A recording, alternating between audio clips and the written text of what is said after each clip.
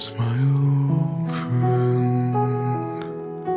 I've come to talk with you again, because a vision softly creeping left its scenes while I was sleeping.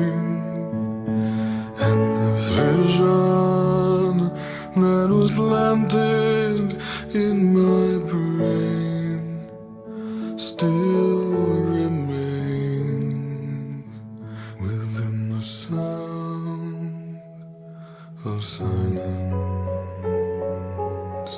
In restless dreams I walked alone,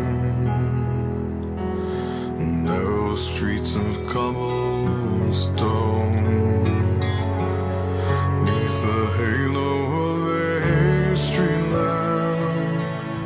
I turned my collar to the cold and damp, when my eyes were stabbed by the flash of a neon light that split the night and touched the sound of silence.